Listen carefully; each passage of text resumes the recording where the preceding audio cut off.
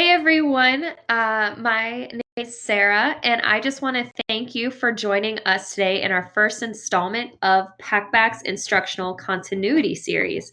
Again, my name is Sarah. I'm a Senior Experience Manager at Packback, and I'm excited to be joined today by Dr. Kat West, who will be discussing how to make your online lectures just as engaging as your in-person lectures.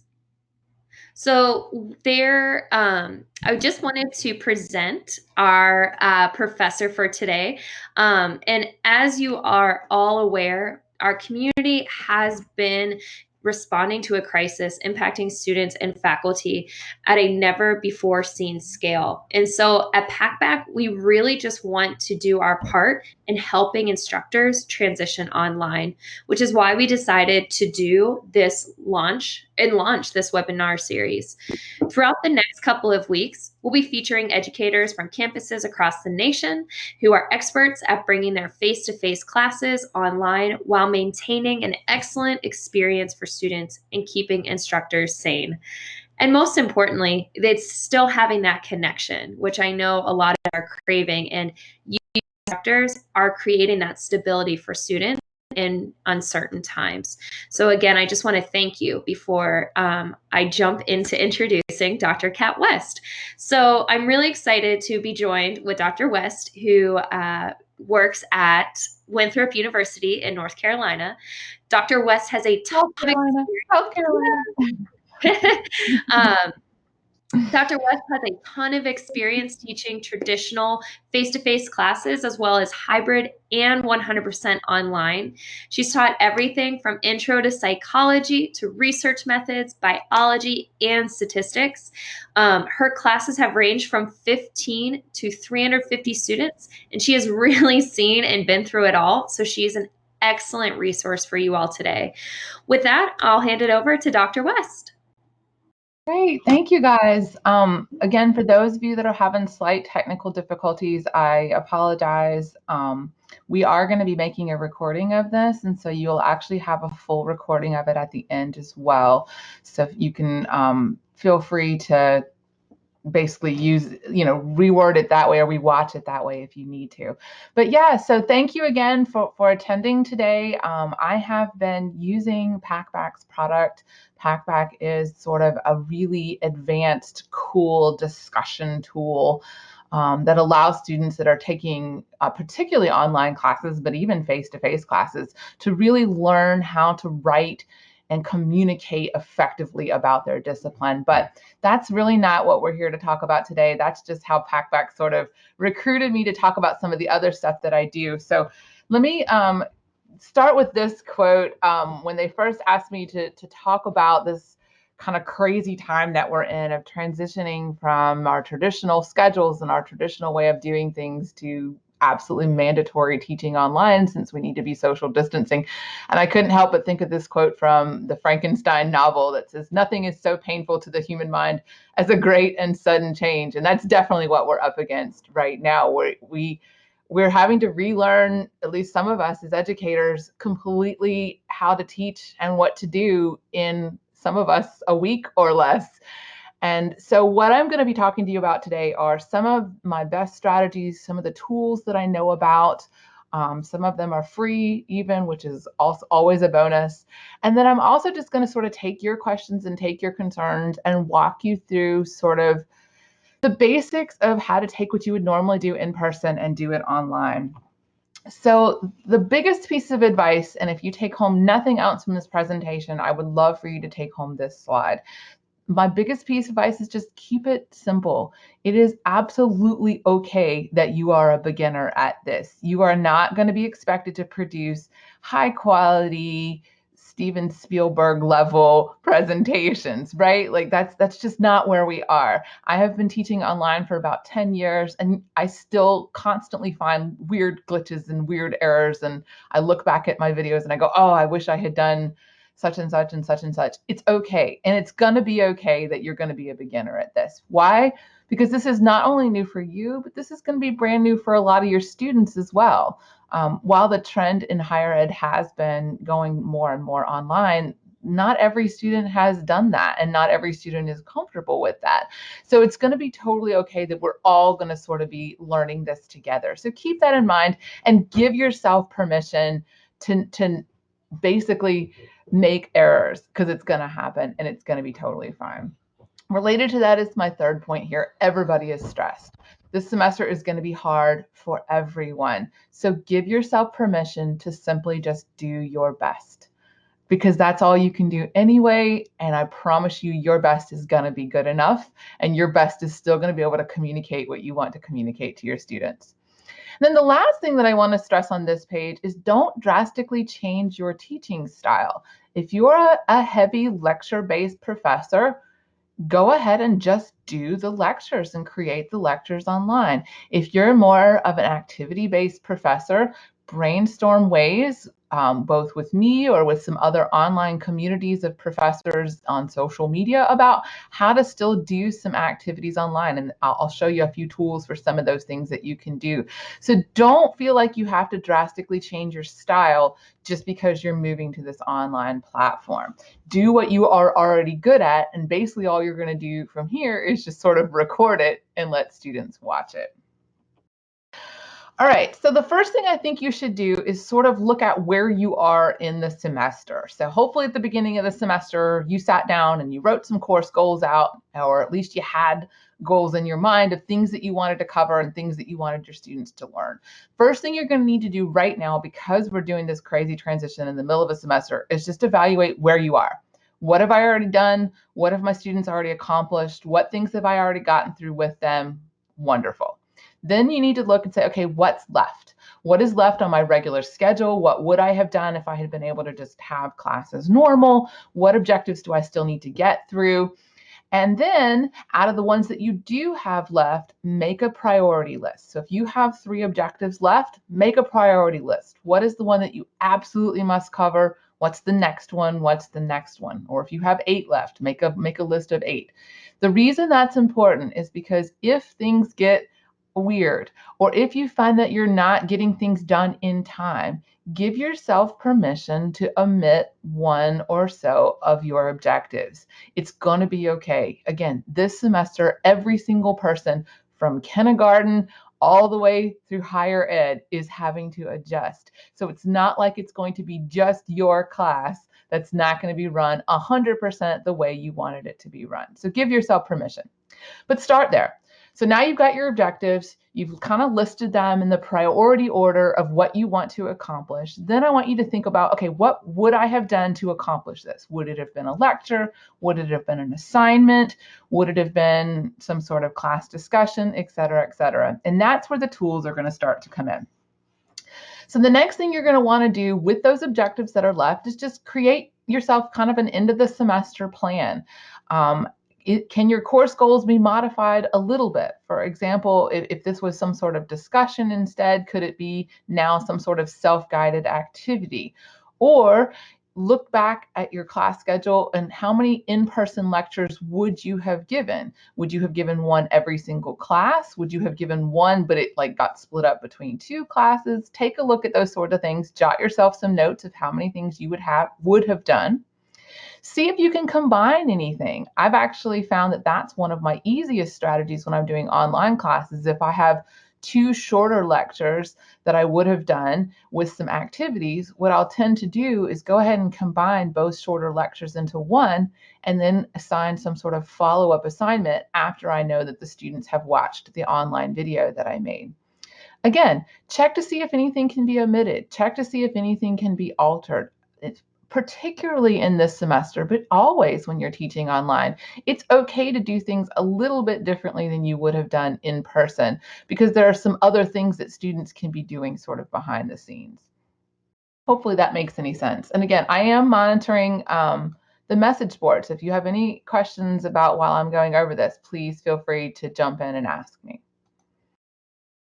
All right, the next step is, what tools do you have available? Most of you that are teaching at a university or even in a K through 12 school might already have access to tools through your school or through your school district. So it's really important to reach out to the technology at your school and find out what is already available. For example, at my university, we have a site license for several different tools that are already available. So you wouldn't even have to go and purchase any new stuff. You would just need to use what's already available. So that's the first step, is what do you already have available through your school?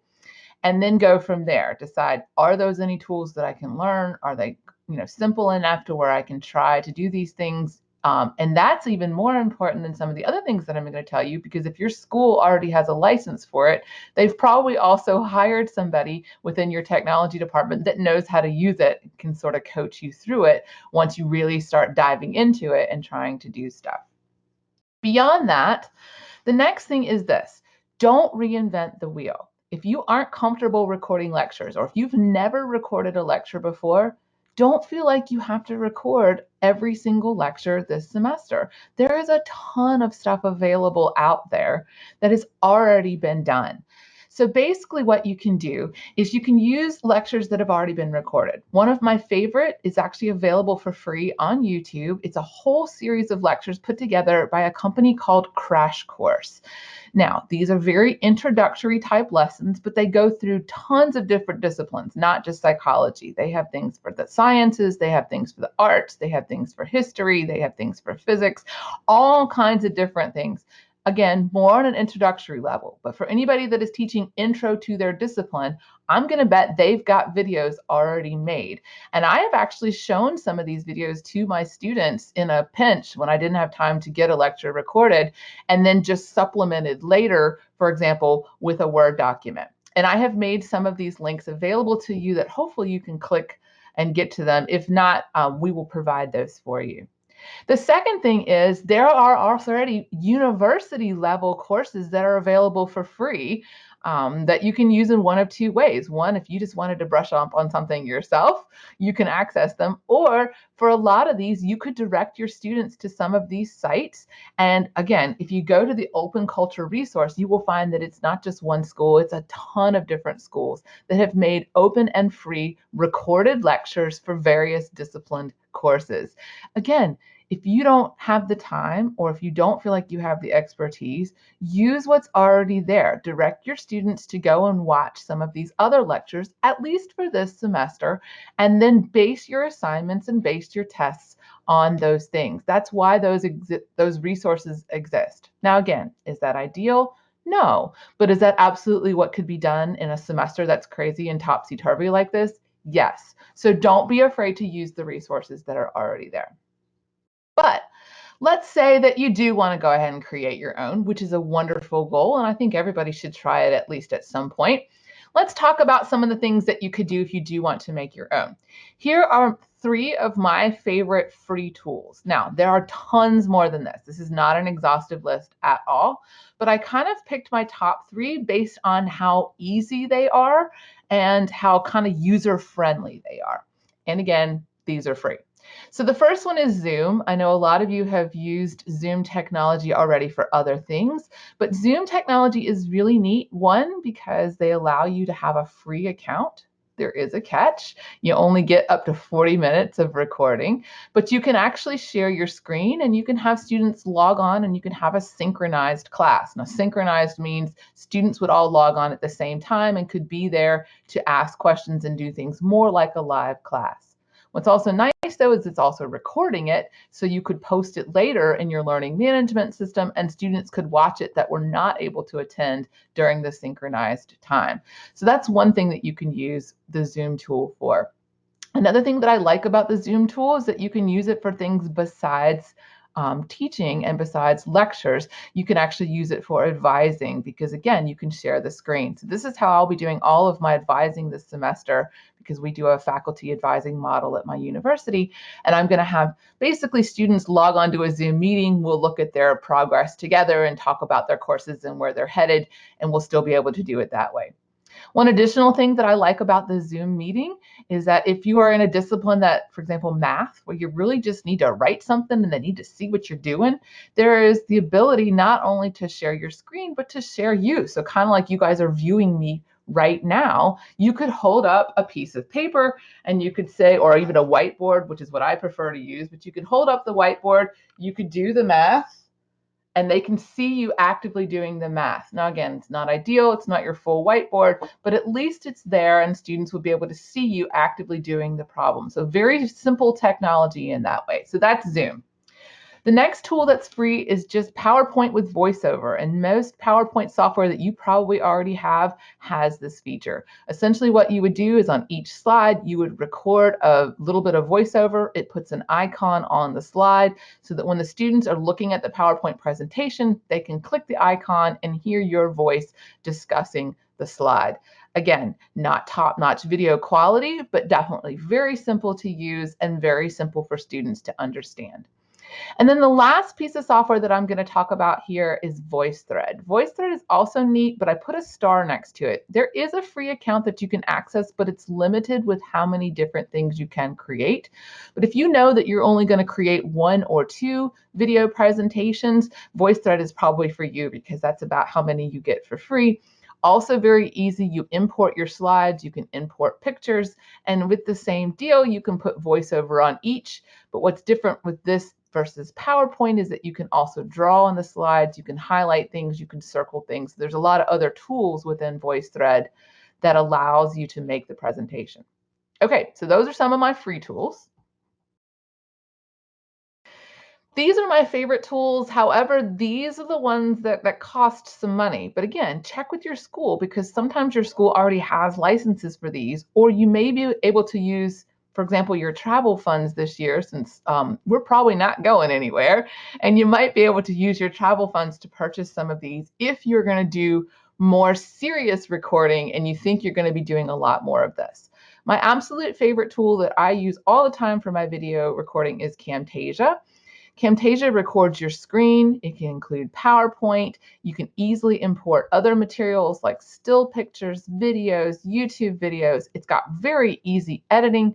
And again, my very favorite feature about it is that when I'm done and I've gotten everything that I already wanted to have to show to the student, I click a button and it automatically uploads it to YouTube. And from there, it's very easy to share that YouTube link with my students and say, hey, please watch this. So Camtasia is a very nice tool, but again, it does cost. It costs about $250 for an individual license. But as I said, check with your school and see if they've already got some sort of technology or if they have the ability to even purchase this for you. These are, again, a little more advanced. These are not just going to be, I'm going to record what I record and give it to the students. These are going to be if you want to make a little bit more of an advanced video type thing for the student to watch. These are not necessarily probably going to be your go-to if this is the very first time you have made a video. But nonetheless, the next thing that I like is related, also put out by the same company as Camtasia, but it's called TechSmith Relay.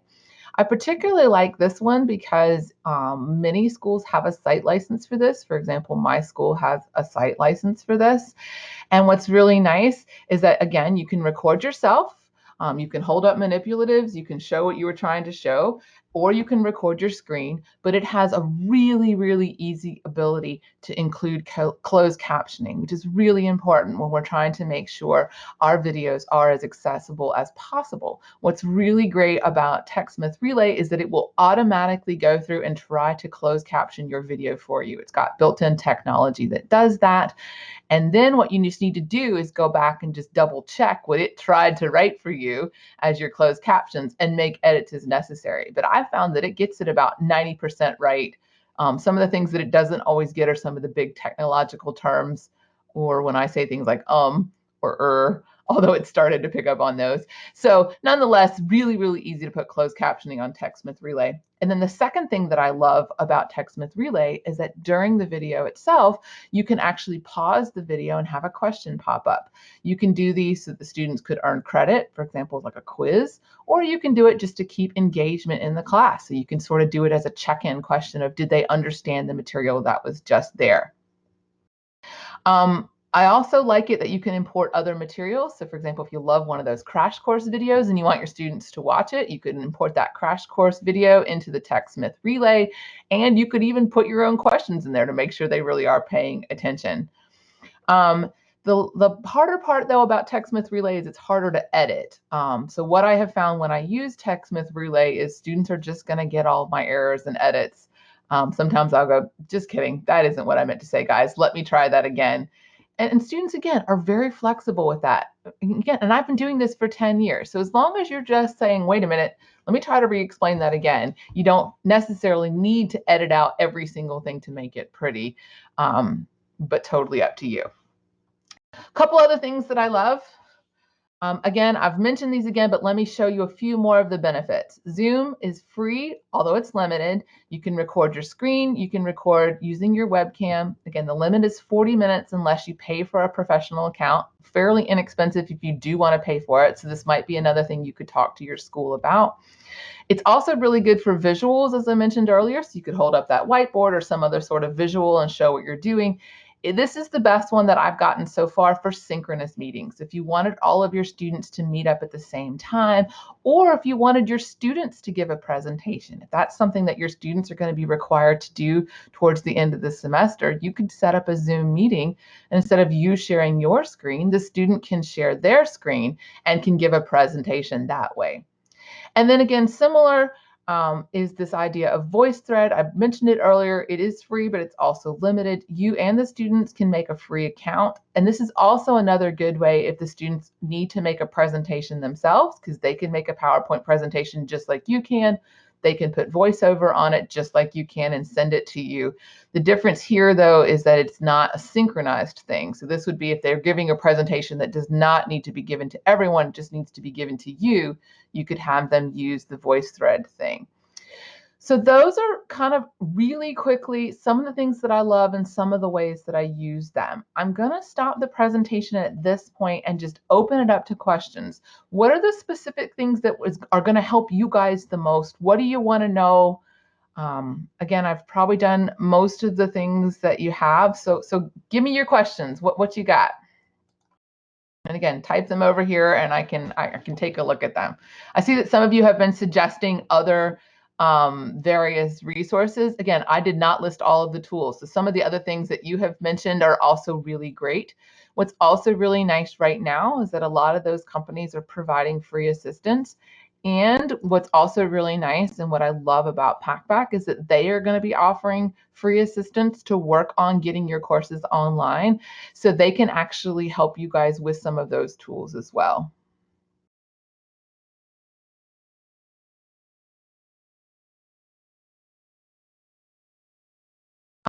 So someone just asked whether or not, I'm going to go here first and then I will answer the question that's up on the screen. So somebody asked whether VoiceOver was built into PowerPoint. Yes, in most of the new versions of PowerPoint, it is. There is a feature that is in there. If you do a quick YouTube search, you'll actually find all kinds of how-to videos with people showing you how to actually put the VoiceOver on there. But it's actually fairly simple to do. It's just a matter of clicking a button, recording what you want, and then it inserts a button onto the slide that when you share with the students, they can click and hear your lecture. So the question that's posted here is, do you post YouTube publicly or just give your students a private view? That's a really great question. Totally up to you. So at my former institution, we were all given basically free YouTube accounts because our email was synchronized with Gmail. At my current university, that's not the case. So I set up myself a private Gmail account, and I use that for my YouTube account as well. Now, you have three options when you are uploading your videos to YouTube. You can make them public, you can make them private, or you can make them invitation only, I think is the language. I'm trying to remember what the middle level is. If you make it private, no one is able to see it, even if you share the link. So you would need to make it that middle level. Again, I think the language is invitation only. I apologize that I don't know the exact word, but that's what I usually set all of my videos to. And then when I share the links through my learning management system, the students that I intend to see the videos are able to see the videos. So that's a really, really great question. Hopefully that answered it for you. It would be totally up to you if you wanted to make all of your lectures public. I just prefer not to, only because I don't want students from a later semester to find them all at once and then get all confused. I like to sort of release my content at certain times throughout the semester, and I have just found that it's easier that way. So it's not necessarily for any sort of copyright reason or anything like that I don't make it. Question. Somebody actually just mentioned Google Slides. Google Slides is really easy to use as well, very similar to PowerPoint. But again, you would need to set yourself up a Google account if you don't already have one. But if you're thinking about going to YouTube anyway, you probably want to do that. So just create a Google account that you can use, a Gmail account that you can use specifically for work.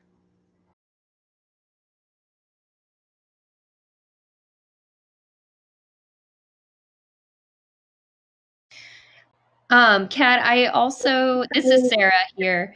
Mm-hmm. I saw that there was a question from Susan asking if you have ever had groups present case studies to the whole class and online. And if so, what are your best practices around that? Yep, I absolutely have. If that's the case, I'm definitely going to use a Zoom meeting and I'm going to require that the whole group log on. Again, if they're in different locations, but they would then be able to share back and forth and everyone would be able to speak. They could even alternate between their screens and they would still be able to give their information. The only thing that I would usually do if something like that is the case is I go ahead and make a clear rubric that I've shared with them via the learning management system. And if you're grading the other students that are expected to watch this, I've done that as well. It just depends on whether or not it's just for you or it's for everyone to see. But again, I think either Zoom or something like yeah, probably Zoom is probably the easiest. That's how I've always done it in the past, is just set up a Zoom meeting time when the group knew to log in and then present their case study to me. So I saw a question about large lecture format. I really don't do things too much differently for my huge classes versus my small classes with regard to what I create in the video. Most of my videos is just going over the PowerPoint presentations of the content that I wanted them to learn, periodically popping in like this and showing them some sort of manipulative or showing them some sort of image or writing something on my whiteboard. And that's what gets blasted out, whether I have 15 students or 350 students. Some other things that I do differently from my big class are unrelated to what I do in lecture, and that would be some more activities that I'm having to behind the scenes. For example, if I have a large class like that, I'm definitely using this product Pack back here to help them work on their writing and communication skills in a weekly discussion format. And I'm also doing some different things with the way I assess what they're doing. So I have some different sort of homeworks and things that I provide, and almost like a fill in the blank study guide that I provide to some of the really big classes. But as far as the lecture recording, I don't do things too differently, big class versus little class. Um, Yes. So when you first log on to Zoom, it's kind of a weird, quirky way, but once you've got your account, you will then create a meeting. And once you have created the meeting, you'll start the meeting and you will see several buttons at the top. And one of them says share screen. So you'll want to make sure that you already have your PowerPoint presentation kind of ready to go. And as soon as you share your screen, you can use your computer just like you would normally use it. So you can move your mouse and click to the PowerPoint presentation, and you can click through the PowerPoint presentation. If you wanted to bring up a PDF, you could just minimize the PowerPoint presentation and bring up a PDF.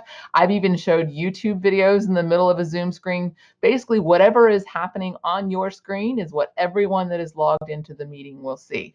And then when you are finished sharing your screen, or if you wanted somebody to see you, or if you wanted to see someone else, you would click stop sharing at the top and it would stop sharing your screen. So it's very easy to share your screen and to share whatever you're trying to show them.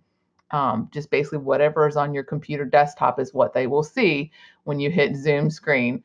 Now, one piece of advice that I will give you is I tend to close my email whenever I'm using share screen on Zoom, because my email tends to pop up at the bottom with alert notifications, and just for privacy reasons, I don't want everyone to see that. So I do tend to close out of my email whenever I'm doing a Zoom meeting, but beyond that, they will see whatever's on your screen.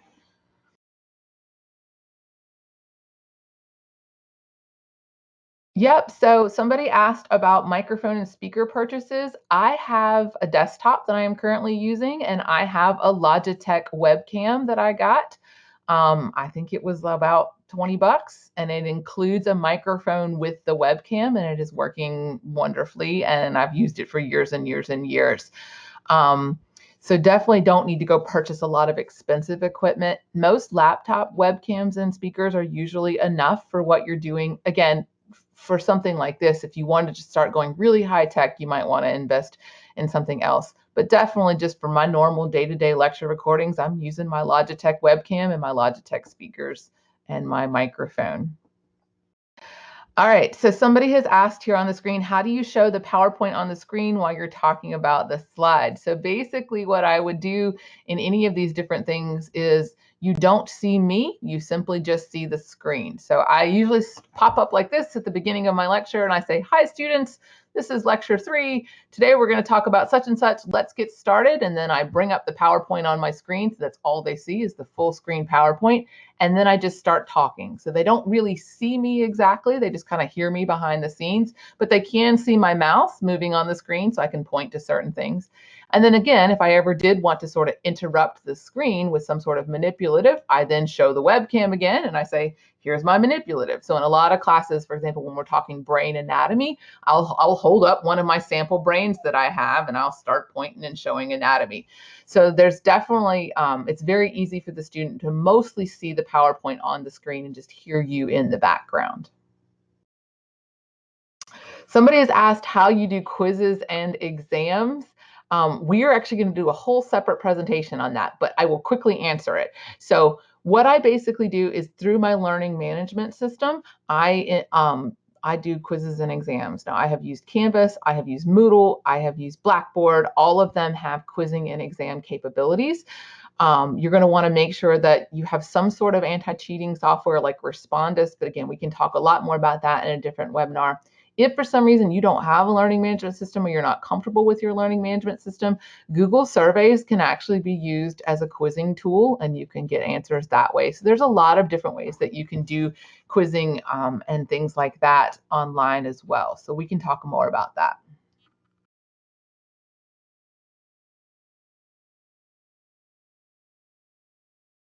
Somebody's talking about using headsets. Yeah, absolutely. I've done that in the past, but what I found is that I talk so much with my hands, especially when I'm showing manipulatives, that I was getting caught up in the cord and the microphone, and it was causing trouble. So that's why I went with the Logitech webcam that sits on top of my computer so that I don't get tangled in cords. Totally a preference for you. How many students watch the Zoom presentations? Well, that's a great question. About as many as probably would have come to your in-person class anyway. The ones that would have attended class are probably going to watch the videos. This is another reason why, again, if your school has access to some of the other technologies, I really love TechSmith Relay because TechSmith Relay allows me to put quiz questions embedded into the video, which sort of forces the student to watch the video. It also forces them to pay attention, and it goes along with some of the best practices where most people will say you don't want a video lecture that's longer than about 7 to 10 minutes. Well, that's just not feasible for me. Most of my lectures are 40 minutes to an hour. And so to keep up with that best practice, I usually make sure I insert a quiz question about every 5 minutes or so that students, one, can sort of take a break because they can pause and answer the question, but also so that if they needed to, go use the restroom or something during that time, and then they can come back. But again, I then have a record of who watched it or not. And again, you can count those quizzes as actual points, or you can just count it as I can now see that you did it because you completed the quiz. If you're using Zoom, basically what you could do is you will be able to see who logs on, just kind of like I can see right now. This is slightly different technology, but it's similar. You can see who's logged into Zoom, and you will be able to see who watched it live with you. So you could sort of make some sort of record of that. And then you can basically go back later and view who has watched the video again, but that's a little more complicated. So, but again, the people that would log in live are probably the people that would probably have attended your class anyway, particularly if you hold the Zoom meeting when your class would have been scheduled. Does WebEx have the same Zoom capabilities? Pretty much. I don't use WebEx as much just because it isn't as user-friendly for me, but if that's what you're comfortable with, you should be able to do most of those same capabilities. Particularly the, being able to show you versus your screen as well, and you can show the manipulatives. Somebody asked if Zoom works well with 100+ participants. Yes, it does, depending on everybody's sort of internet capabilities. But the other thing that's really great about Zoom is you can record it and send it later. So again, if a student for some reason was having slight technical difficulties, they could go back and watch it at a later date, and you could upload the recording from the Zoom meeting into the learning management system. Did I miss anything? I'm trying to look back through here and make sure I didn't miss any questions.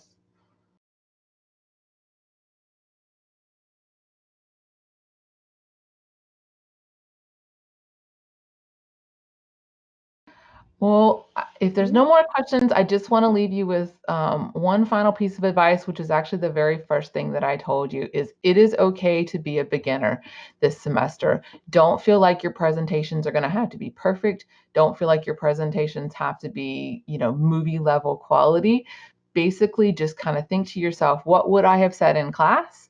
Show the PowerPoint presentations, show the documents, show the PDFs, and just talk as you normally would have in class. And we'll all just kind of figure this out together, because again, you are not only the beginner at this, some of your students are also the beginner at this.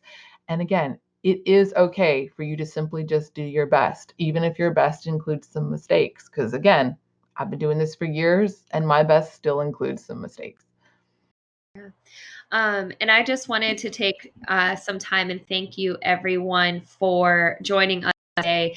And again, for all the effort and time you're putting in to make your class just as effective as it's always been. And so I just wanted to let you know that if you have any additional questions or would like further assistance in setting up online courses, please email us at curious@packback, pack.co, and someone from our team will help. As Kat mentioned, the team at Packback is actually offering free access to our online discussion platform. So if you're really pushing students in their critical thinking and writing, please feel free to reach out to us, and we're here to help you during this time. Making sure that students have what they need to be successful in your courses. We are also offering free consultation and these webinars. As Kat said, there'll be a webinar coming up shortly about assessment. One that I'm excited about is how to build a sense of community on an online format whenever that, a physical structure was taken away. And so I'm really excited because there's a lot of exciting content coming out in the next coming weeks. So if you're interested in participating in more of these webinars in our instructional continuity series, the link in the chat to sign up to be notified when these new registrations become available. Again, thank you all. We hope you have a great day and stay safe.